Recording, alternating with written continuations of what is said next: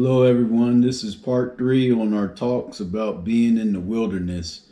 And this time we're going to skip a few chapters to chapter 9 because it's very important. The Israelites were in the wilderness for 40 years. But there came a time when the Lord said, okay, you're out of the wilderness, but I need you to go and to absolutely destroy certain peoples. And you may read this and be like, why would the Lord have the Israelites destroy certain peoples? And the reason is because some dark things these people were doing to other people. They were squashing rights and killing babies and cutting off genitals. They were doing some horrific things. And I think it needs to be seen so you understand the Lord didn't just displace people just to displace people. There were certain people that the more power they got, the more they could control and hurt people. And I think we should think about that as believers and stuff. The Lord sometimes will displace people so that we will step into their shoes. He will sometimes do that. Now that this is just now that Christ has died and things, he has us do it in many different ways. And but we just gotta listen to him and be patient and stuff. Be patient, wait on his word. But back then, yeah, there were some really barbaric things that were happening on the field. So Deuteronomy chapter 9, and I'm going to show you a little video talking about some of this. Chapter 9, verses 1 and 9. And mind you, they were doing it based off of their religious beliefs. And their religious beliefs come from none other than King Nimrod, his illegitimate son Tammuz, and Semiramis. And you can look up and find out more on them on Verses a Day, number 208 to 215. So Deuteronomy 9, 1 through 9. Hear, O Israel, you are to cross over the Jordan today, to go in to dispossess nations greater and mightier than you, cities great and fortified up to heaven, a people great and tall, the sons of the Anakim, who were the giants, whom you know, and of whom you have heard it said, who can stand before the sons of the Anak? Know therefore today that he goes over before you as a consuming fire is the Lord your God. He will destroy them and subdue them before you. So you shall drive them out and make them perish quickly, as the Lord has promised you. Do not say in your heart, after the Lord your God has thrust them out before you, it is because of my righteousness that the Lord has brought me in to possess this land. So it wasn't their righteousness why they possessed the land, no. Whereas it is because of the wickedness of these nations that the Lord is driving them out before you. Not because of your righteousness or the uprightness of your heart are you going in to possess their land, but because of the wickedness of these nations, the Lord your God is driving them out before you, and that he may confirm the word that the Lord has sworn to your fathers, to Abraham, to Isaac, and to Jacob. So yes, these people come from, or these people were worshiping Nimrod and Baal, and honestly, who takes the place of Nimrod? Who is the actual king of Tyre? Satan, Lucifer. They're worshiping him and doing his deeds. So let's watch for the blood-curdling sacrifices of the Phoenicians. And this does a little study on what were the Phoenicians sacrificing. Watch this. Something to keep in mind when watching this video. They assumed their whole hypothesis, whether or not there was actually children being sacrificed, was based upon if they could find only sons in the burnt pits, showing the children being dead. But remember, they completely left out the Bible. I'm not even going to lie. Because God talked about it in Jeremiah 32:35. They built the high places of Baal in the valley of the son of Hinnom to offer up their sons and daughters to Molech. Though I did not command them, nor did it enter into my mind that they should do this abomination to cause Judah to sin. So pretty much they were going to be like, okay, all these bones of children that could be shown as sacrificed if it's only male children. But what did the Bible say? It said to offer up their sons and daughters to Molech. So there should be girl DNA in with those bones. So yes, there is children sacrifice. Watch this video. 3,000 years ago, in what is modern-day Lebanon, lived one of the most sophisticated people of the ancient world, the Phoenicians. At its height, the Phoenician Empire rivaled the great civilizations of ancient Egypt, Greece, and Rome. But is there a dark side to this enigmatic people? Many archaeologists and historians believe they also sacrificed their own children in horrifying religious rituals. We have this massive, very dramatic rite taking place in the dark, involving the cutting of the throat and bloodletting, accompanied by musicians. The Phoenicians had a sacrificer, someone who was especially adept with the knife and could slit the throats very effectively. A blood sacrifice on the altar, accompanied by the actual cremation on a funeral pyre. Did these blood-curdling rituals actually take place? Other scholars dismiss the stories as an ancient smear campaign. In reality, child sacrifice never existed. It's a tale invented by the many detractors that the Phoenician civilization has had during the centuries, starting from the Greeks, then the Romans, all the way up to the 20th century. In realtà il sacrificio probabilmente non è mai esistito. 3 months ago, a group of world-renowned scientists traveled to a small island off the coast of Sicily on a special mission. 6,000 funeral urns have been discovered here, containing the charred remains of cremated Phoenician children. Are these the bones of infants who were sacrificed, or are they merely the cremated remains of children who died of natural causes? By subjecting the remains to cutting-edge forensic analysis and DNA testing, it may finally be possible to discover the truth about this extraordinary people.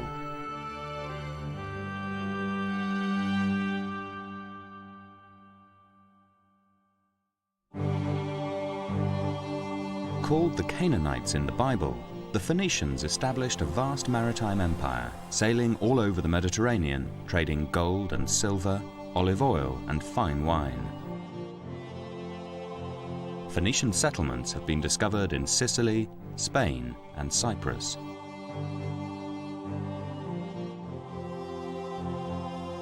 But Carthage, in modern-day Tunisia, was the jewel of the Phoenician commercial empire. The city boasted vast libraries, temples and law courts. Carthaginians lived in huge blocks of flats, 6 stories high. The ruins of this great city, which once rivaled ancient Rome, have been discovered on the Bursa Hill outside Tunis.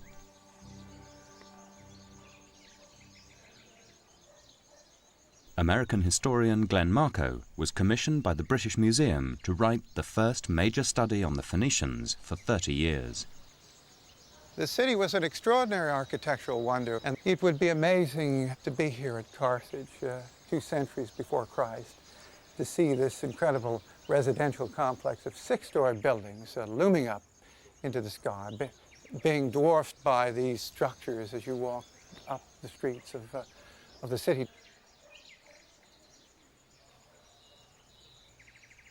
We're at the basement level of one of these massive 6-story apartment complexes that the Carthaginians built on the Byrsa slope. We know this because of the extraordinary thickness of the exterior walls of this building and the sheer capacity of these massive underground cisterns, more than 20 cubic meters, that served an enormous number of people. These water cisterns served up to 60 people living in each apartment block. Remains show that each home had its own tiled kitchen and bathroom. But Carthage was to become a victim of its own success. Jealous of their commercial empire, first the Greeks, then the Romans waged war on the Phoenicians. In 264 BC, Rome launched the first of a series of military campaigns against the Carthaginians, known as the Punic Wars. For over a century, the Phoenicians resisted Rome, and the name of their leader is still associated with power and strength. The one Phoenician personality known to us today is Hannibal, great general of the Second Punic War, that crossed the Alps with a troop of soldiers mounted on elephants and nearly brought the city of Rome to its knees. Had he done so, the whole history of the Western world as we know it today would have been rewritten by the Carthaginians rather than the Romans. But barely 40 years after Hannibal's death, Romans torched and destroyed Carthage. Contemporary accounts graphically illustrate the bloody and bitter final struggle. Some were stabbed, others were hurled alive from the roofs of the buildings. All places were filled with groans, shrieks, shouts, and every kind of agony. Old men, women and children had hidden in the inmost nooks of the houses. Some of them were wounded, some more or less burned, all uttering horrible cries. Others, thrust out and falling from such a height with stones, timbers and fire, were torn asunder into all kinds of horrible shapes, crushed and mangled. The Romans didn't just defeat the Phoenicians in battle, they tried to obliterate all trace of their culture and traditions. The Roman destruction led to the destruction of the great library at Carthage itself, and as a result of that, we've lost all of the original documents written by the Phoenicians in their own language, describing what had actually transpired in the city in the years before the Roman destruction.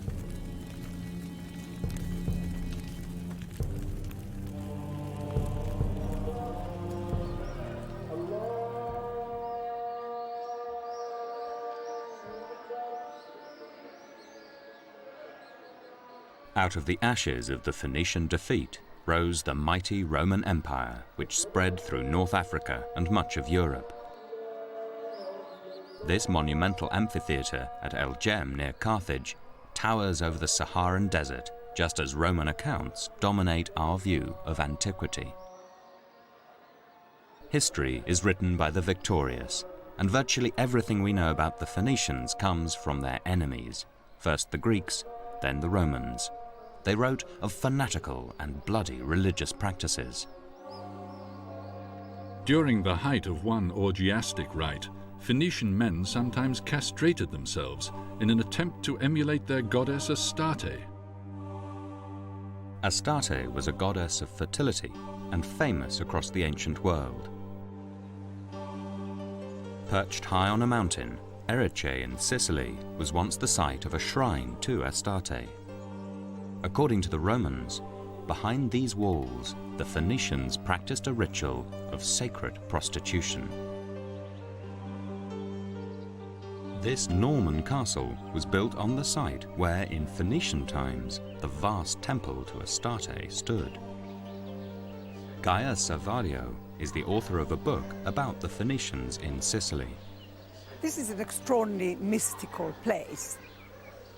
People flocked here from all over the Mediterranean. It was kind of Lourdes. And this was a place where sacred prostitution took place. And the prostitutes were girls from what we would say good family, offering their virginity to the goddess Astarte. According to Roman and Greek historians, it was common practice among Phoenician aristocrats to bring their virgin daughters to the temple when they reached the age of puberty. The girls had to go to the temple of Astarte and stay there and be lain with strange men.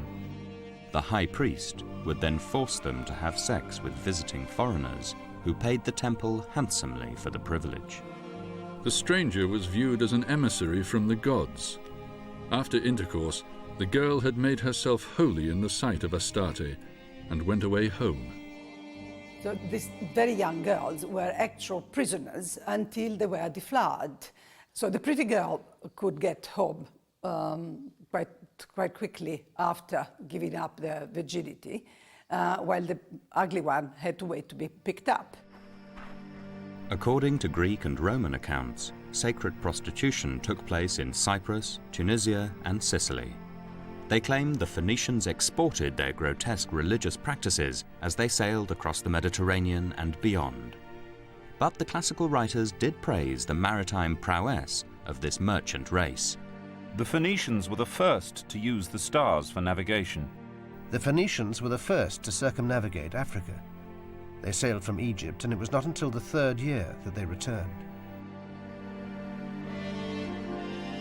This Phoenician ship, the only one of its kind to be excavated, reveals their revolutionary shipbuilding technique.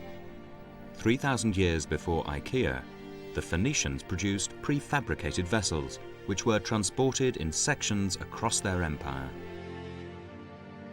Putting sections together was aided by another new invention, the alphabet. A matched A, B to B, and so on. According to the Greeks and Romans, wherever they settled, the Phoenicians brought with them both new advances and dark practices.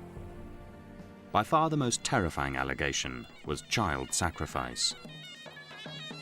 In times of war, famine, or pestilence, the Phoenicians sacrificed their own infant children.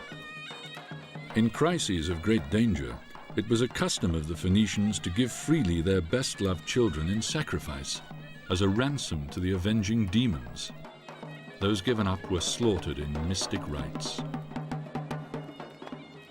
The Phoenicians, it was said, sacrificed their children to appease their bloodthirsty gods, Baal Hamon and his wife Tanit. Baal and Tanit took many forms. They could have an animal face or be human. Baal was often represented as a disc and a crescent. His wife Tanit as a triangle with outstretched arms. Some historians believe Baal was the root of the word Beelzebub, who today we associate with the devil.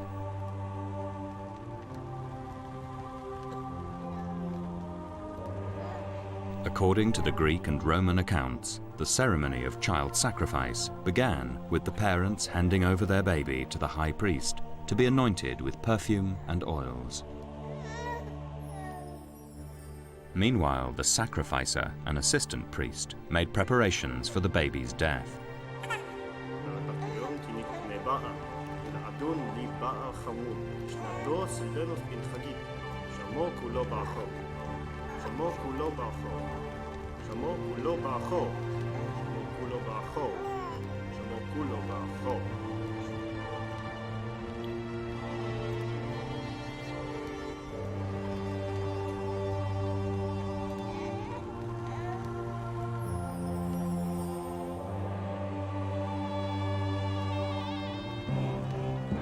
The priest carried the baby at the head of a procession to the sacrificial altar in a sacred precinct known as a tophet.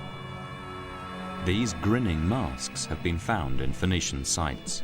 They were probably hung on walls to ward off evil spirits in the next world, but some experts believe they were worn by the parents to hide their grief. Even the Romans, not known for their humanity, claimed to be shocked at a religious ceremony where babies had their throats cut. They would bring to the altars children whose age evokes pity, even among enemies. To think that men were so barbarous, so savage, that they gave the name sacrifice to the slaughter of their own children.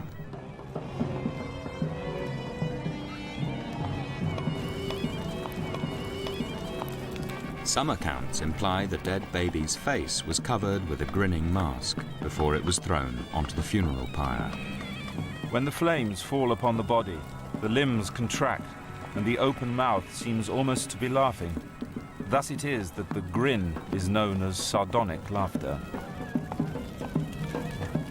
And the whole area before the statue was filled with a loud noise of flutes and drums, so that the cries of the wailing should not reach the ears of the people. The blood of the child was collected and used to anoint the altar. They sometimes sprinkled children's blood upon the altars. They thus implored the favor of the gods through the blood of those sacrificed.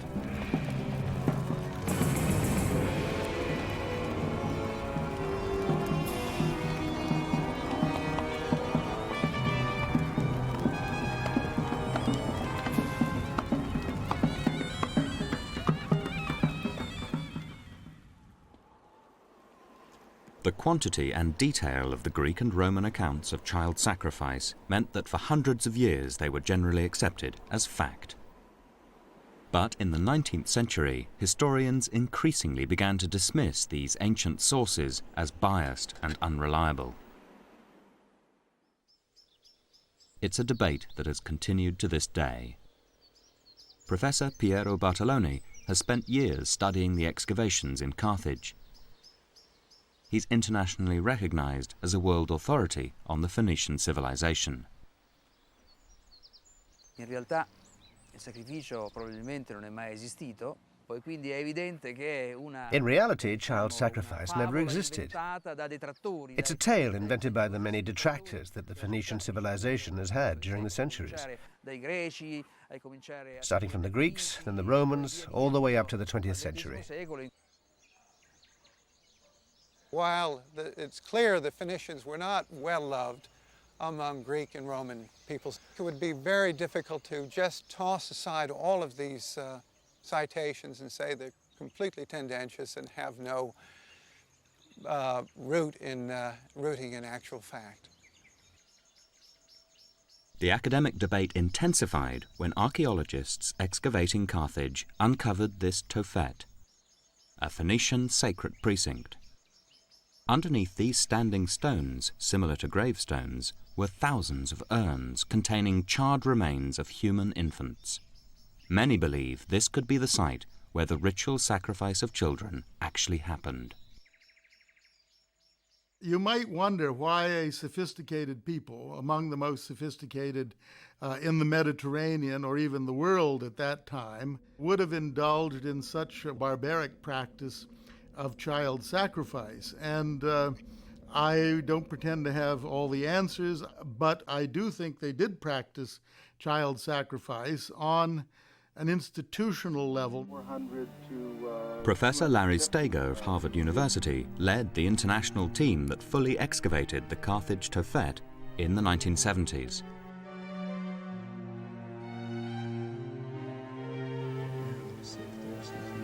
Oh, here it comes. Okay, maybe I better get a bucket. The sheer scale of what they uncovered was extraordinary.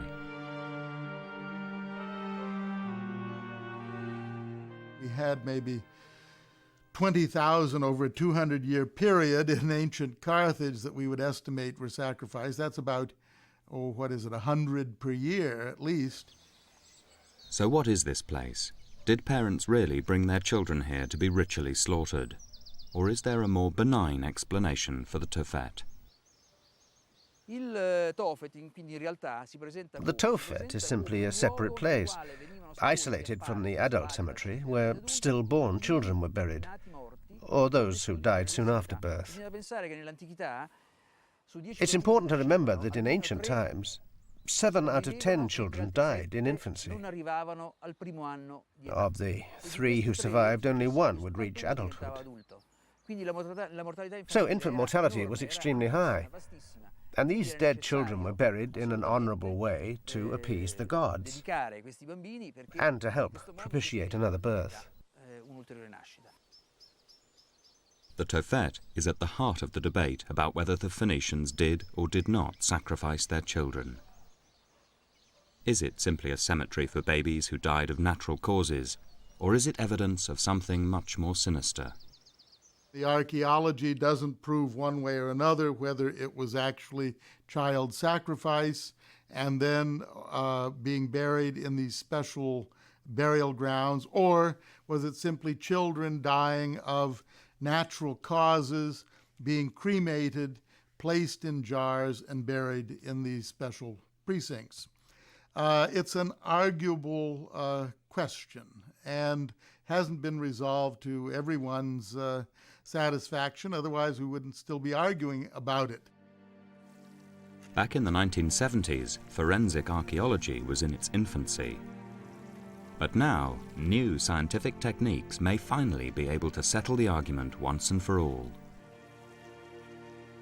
What we are able to do today is quite a bit more than we could have done 20 years ago when analyzing what are probably the most important elements of this archaeology, namely the physical anthropology, the bones of the cremated or burnt children. In the last 3 months, scientists in Britain and Israel have been using cutting-edge forensic techniques to analyze the charred remains of the children buried in the Tophet. The race is now on for a result.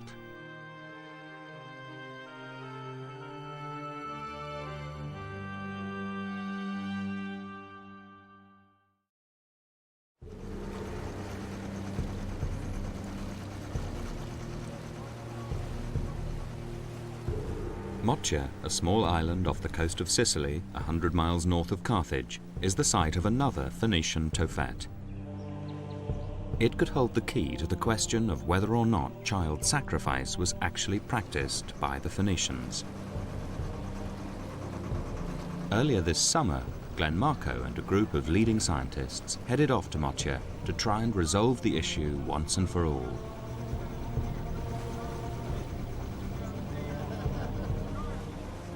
In Phoenician times, Mocha was a city teeming with over 15,000 people. But in 397 BC, it was destroyed after an extended siege.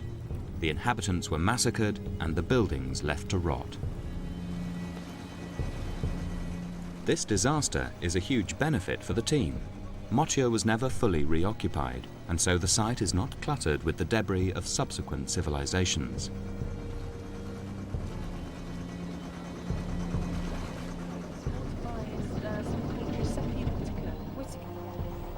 This site is significant, first of all, because in contrast to all of the other cities that the Phoenicians occupied, which were always in such amazing locations that they were built upon by the Romans and peoples after them. Because of the remarkable condition of the site, we have a number of complexes that are completely preserved. One of them is the Tophet. Like the Tophet in Carthage, archaeologists discovered a large walled precinct in Mocha. They excavated 6,000 clay urns, once again filled with charred bones. The thousands of urns discovered on the island are now in storerooms under lock and key. The hope is that by investigating their contents, the scientists will reveal the secrets of the Tophet. Dr. Charlotte Roberts is a biological anthropologist. She hopes to discover remains that are sufficiently well preserved to indicate whether the children were healthy or diseased. If they're diseased, then it's likely the Tophets are ordinary cemeteries for children who died from natural causes. But if they're healthy, then perhaps they died in some unnatural way, possibly in a sacrificial rite. A normal skeleton would make her task relatively easy, but these remains were cremated 3,000 years ago. Here we've got one cremated individual, we assume. And if I just gradually tip this out on the table, you can probably understand the problems I'm faced with when it comes to doing an analysis of this sort of material. The first thing is it's really fragmented and there are lots and lots of fragments. Charlotte's first task is to confirm that the bones are indeed from infants. Here we've got what looks like a rib from a baby. And here I think we've got part of the mandible, the lower jaw. Here Yes, this looks like part of the skull, something called the petrous part of the temporal bone. These are the ones that survive quite well in cremation. As Charlotte picks through the bones, she makes an unexpected discovery. Here's a bit of pelvis, which I think is from a sheep or a goat. Here's another animal bone, again probably from a sheep or goat. And this big chunk is also animal bone. And there are different ways of identifying human from non-human. The outer layer of the bone here, which is called the cortex, tends to be more dense and often thicker than a human bone. Many of the Carthage urns excavated back in the 1970s also contained a mixture of animal, bird and human bones. But why? The evidence can be interpreted in totally different ways. There's no dispute that the Phoenicians sacrificed animals in the Tophet. So one theory is that the animals and children were sacrificed at the same ceremonies. The result was that their cremated remains got mixed up on the funeral pyre and therefore in the urns. Sometimes we get bits of the animal or bits of the human together in the same jar, and it's unlikely that this is an intentional interment in the jar, but just an accident of scraping off the pyre. But for other academics, it's no accident. They believed the Phoenicians deliberately sacrificed birds and animals when they cremated newborn babies who had died of natural causes. Inside the urns, mixed up with the children's bones, we also find the bones of small animals which were sacrificed during the cremation ceremony. The sacrifice of these small birds or lambs was meant to accompany the child to the other side, to the next life.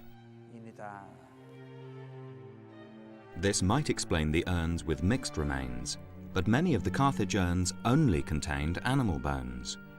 In some of these jars, for example, in this one, there wasn't a baby in there at all, only a lamb. So my question to those who claim that this is just an infant cemetery, that is only for children who died of natural causes, why in the world then are they burying their pets? The archaeological debate goes on, but back in Motia, there's been a breakthrough that may help solve the mystery. Charlotte Roberts has found human teeth, an important indicator of general health. If they show signs of disease, then the children could have died from natural causes and not in a sacrificial rite. The teeth survive very well during burial, much better than the bones, so we do get quite a lot of evidence for dental disease. What we term metabolic diseases, so disorders of normal metabolism, things like anemia, rickets, vitamin D deficiency, scurvy, vitamin C deficiency. Metabolic disorders could affect dental development, so Charlotte uses the microscope to look for defects in the enamel. After careful scrutiny, she's prepared to reach some conclusions. On the basis of what I've seen, there's no dental defects in these teeth from these individuals, suggesting that they didn't suffer any disease or nutritional problems. In all, Charlotte looked at the remains of over 20 children. She found nothing to suggest they died of disease. And there's one piece of archaeological evidence which supports the theory that the children in the Tophet were healthy when they met their death. It's an engraving on one of the standing stones found above the urns. There's a very evocative image that actually shows a priest cradling a young infant in his arms. It's very clear that the child is alive. He's being held upright and cradled in the arm. And I think this is the process that happens before the immolation of the child, before the cutting of the throat and the actual sacrifice. Glenn Marco believes the Phoenician wall surrounding Motia provides further important archaeological evidence of the special status of the Tophet. His argument is that in Phoenician times, Mocha was connected to Sicily by a road. Although the road is underwater now, the lighter blue color of the lagoon reveals its position. This road made Mocha vulnerable to attack from the mainland. In the 6th century BC, this defensive wall was hastily constructed around the island when the Greeks declared war. Now the wall itself, because it hugs the contour of the island, cut across the cemetery, which lies to our west. And that wall literally bisects the cemetery itself. To save time, the wall's builders took the easiest route, even though it meant cutting across the cemetery. However, when they came to the Tophet, they took the trouble to build around it. Why? The implication of this, of course, is that this was a very sacred, hallowed ground. What we have is not a cemetery for children that died from natural causes, but a very sacred precinct of ritual child sacrifice. Glenn Marco may be right, but he admits that only unambiguous scientific evidence will prove conclusively his belief that ritual child sacrifice actually happened. I think the evidence that would really settle this debate over child sacrifice versus natural burial would be the evidence of the age of the children cremated. The age of the children when they died is critical because Professor Bartoloni maintains that the Tophet is simply a special cemetery for infants who died from natural causes. Nella realtà, il Tophet che cos'è? So, the Tophet, what is it? It's an open-air space where Phoenician children, either stillborn or who died soon after birth, were buried.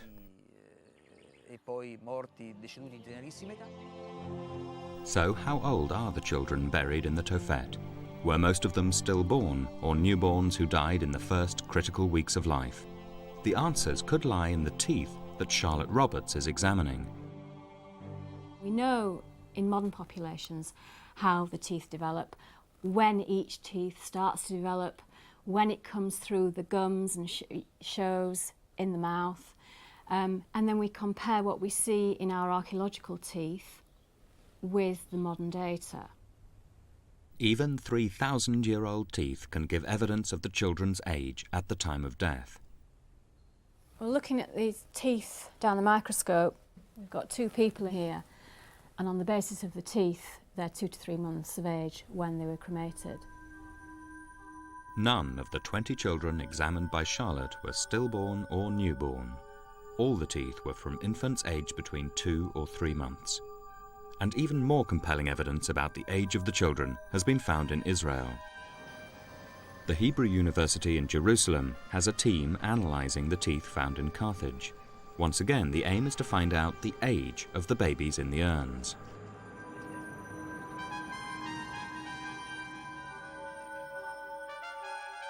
Last month, the preliminary results on 20 tooth samples known as tooth germs came through. So far, none of the babies were stillborn. And here, this is the germ. It's the first baby molar, the first deciduous molar, and this is the crown, only about half formed. This suggests that this infant was aged 1 to 2 months when it died. Other children found at Carthage were much older. And if I take out this tooth germ, this is the tooth germ of a first permanent molar, and here you can see that the crown is about 2/3 formed. That indicates that this child was about 2 years old when he died or was sacrificed. We have so far only looked at a small sample of the remains from Carthage, but we have found some infants that were as old as 5 years. None of the 40 children examined from both the Carthage and Mocha Tophets were stillborn. Their ages ranged from 2 or 3 months to 2 years, and one was about 5. These results undermine Professor Bartoloni's theory that the Tophet was a special cemetery for stillborns or babies who died shortly after birth. It seems that the Phoenicians probably did sacrifice their children to appease their gods. There's one further forensic test which could settle the debate once and for all: DNA analysis. But will it be possible? DNA has never been successfully extracted from the cremated remains of children who died 3,000 years ago.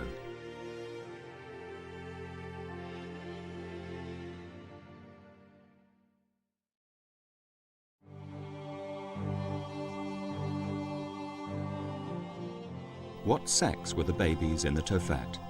According to some of the biblical and classical accounts, it appears they were boys. He supplicated the gods after the custom of his people by sacrificing a young boy to Baal. They had been accustomed to sacrifice to this god the most noble of their sons. But some scholars have questioned the accuracy of these translations. Sometimes it referred to boys, but I think that's a generic term for children as a whole. But there's certainly no references at all to young girls being involved in the sacrificial process. If the babies died of natural causes, there should be an approximately equal number of boys and girls in the Tophet. But if the babies in the urns turn out to be all boys, the case for child sacrifice will be proved beyond doubt. DNA tests could provide the answer. Now with the new DNA analyses, we should be able to determine whether or not it is a male or a female that is being sacrificed. And this will be of great interest, especially since at least some of the biblical details and other classical references at times imply that it is firstborn males that are chosen to be sacrificed. If these tests show us for sure that these children are the firstborn, that they're exclusively boys, I'll eat my words. But I don't think they will. Very kind. Glenn, can I give you some wine? In Motia, Glenn Marco talks to Dr. Ron Dixon and Dr. Kerry Brown. They're both internationally renowned microbiologists, and Glenn is hoping they'll be able to extract DNA from the charred bones in the urns. DNA may survive in cremated bones as long as the cremation temperatures were not too high. If you can get DNA out of these infant remains, if you find sequences from the Y chromosome, you have a male infant. If you just get DNA from the X chromosome, you've got a female infant. So I think this could be the way forward to finding out whether you've got boys or girls being sacrificed, or not, as the case may be. In the museum storeroom, Ron Dixon collects the samples he and Kerry will need to establish the sex of the cremated children through DNA analysis. The human bones that have best survived the cremation process are the ones most likely to contain ancient DNA. These are going to be taken back to Britain for analysis. Oh, it's a nice bit of skull there. Now we take these extraordinary precautions, gloves and masks and so on, and all the material you see is sterile because we want to protect the bones from our own DNA. We produce DNA on our skin and we could well contaminate these. And now this bag is sealed, and of course the samples are in a sterile bag and they're ready for analysis. People contain huge amounts of DNA in their bodies, and if you could unravel the DNA from the billions of cells that we normally contain, then that DNA would stretch to the sun and back 129 times. Of course, when we die, this is rapidly degraded into very small fragments, perhaps no larger than your thumbnail. Ron is pessimistic about the possibility of extracting DNA from the bones, but Kerry is more hopeful. These bones are about 3,000 years old. DNA has been isolated from bones as old as 30,000 years, famous case being that of a Neanderthal from the Caucasian mountains. So I think these bones are well within the time frame for DNA survival. Although degradation of DNA occurs very rapidly after death. After a certain amount of time, it seems to stabilise and remains pretty constant. I think the problem with this material, as you can see, it's very fragmented, it's cremated, and I think that it really would be a long shot if we could get survivable DNA to do our sex tests on this material. They're not insurmountable problems. We do have techniques. It would be time-consuming, but given the time and the money, it can be done, I think. Every cell in the body contains within it a 2-metre strand of DNA, the genetic blueprint for producing a human being. But shortly after death, cells rapidly lose this genetic material. The DNA strands become fragmented and difficult for scientists to analyse.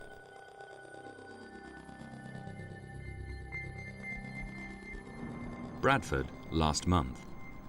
Ron Dixon and Kerry Brown have spent weeks struggling to extract DNA from the Mottian remains. One place where tiny fragments of ancient DNA sometimes survive is in the teeth. But these hopes were dashed early on. The teeth were really so degraded that we were only left with the enamel shell, and we know really that we're unlikely to get DNA from that sort of material. The bones are also in a much worse condition than they hoped. These bones don't seem to be very well preserved at all. They don't seem to have anything in the way of microstructure. By microstructure, I mean the little channels through the bone matrix which carry things like blood vessels. And of course, it's from these little blood vessels that the DNA comes from. But they haven't given up yet. They're off to supervise research assistant Alex Wan, who's doing the analysis. And the SRY gene on the Y chromosome. Well, those are good ideas, but of course we've got to design the primers first. They enter the antechamber to the laboratory, where they'll have to don gloves, masks and protective glasses so that they don't contaminate the ancient samples with their own DNA. Alex is working alone in a sterile environment. She's already cut off the exterior of each bone fragment. This is to remove the DNA of anyone who has recently handled them. She now adds a solution that will react with the bones and draw out DNA. She also adds solution to an empty tube as a control. Hi Alex, how's it going? It's very important while the extraction with the bone is carried out that there's also a parallel extraction carried out. In other words, you go through exactly the same procedure but with no bone present. If that gives you a positive result, then you know there's DNA contamination getting in somewhere. For instance, from the researcher or from another person. I think we shall remove ourselves. Hey, right. See you later. Once the solution has been added to the bone, it's shaken up. The mixture is put into a water bath with a temperature of 60 degrees centigrade. This will help leach out any DNA.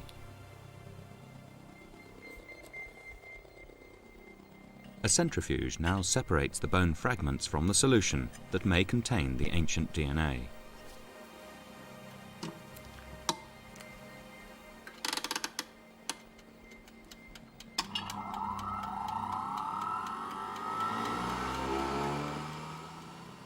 Another pipette is used to draw off this solution. This whole process has taken 24 hours, and Alex is finally left with just this tiny amount of clear liquid. To find out whether it contains any ancient DNA involves yet another lengthy process. One of the characteristics of ancient DNA is that very little of it survives. So we use what's called the polymerase chain reaction, PCR, to target a particular piece of DNA. These samples are now ready for the PCR machine.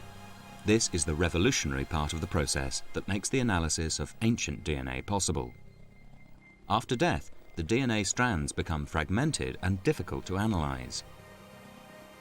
The bonds linking the double helix are broken through the PCR process. Then, the single strand is cloned up to 1 billion times, making enough DNA for scientists to try and identify specific chromosomes. PCR is basically the ability to amplify, to magnify very, very small specific sections or strands of DNA. Hopefully, the PCR machine will have cloned a tiny surviving fragment of ancient DNA to produce enough for genetic analysis. To find out if this has happened, the samples have to be stained in a special gel. If there is ancient DNA, the sex will be revealed. If we had a male, we'd be looking for two bands. One would be from the X chromosome, one would be from the Y chromosome. If it was a female, we would see just one band because females have two X chromosomes. So when we look at a gel under the ultraviolet irradiation, hopefully we should see some bands with the ancient DNA, which will tell us whether we're dealing with male or female infant remains. Alex runs an electrical current through the gel, which will develop the ancient DNA, if there is any. So far, she's tried 12 times, unsuccessfully. For Alex, it has been a real struggle with the extractions and the PCR, running the gels to get results from these bones. So if she has succeeded in getting any results from these bones, I think that's a heroic effort on her part. Each attempt to extract ancient DNA takes 3 days. After 12 failures, Kerry and Ron are hoping attempt number 13 will be lucky. It isn't. We can now know, perhaps, that we really can't find DNA that will survive a cremation in this type of bone. But Alex persuades Ron and Kerry to let her have another go, while she repeats the process in Bradford. In Jerusalem, they have made a breakthrough. Pat Smith has managed to extract tiny ancient DNA fragments from the Carthage babies. We do have some preliminary results. They show two bands.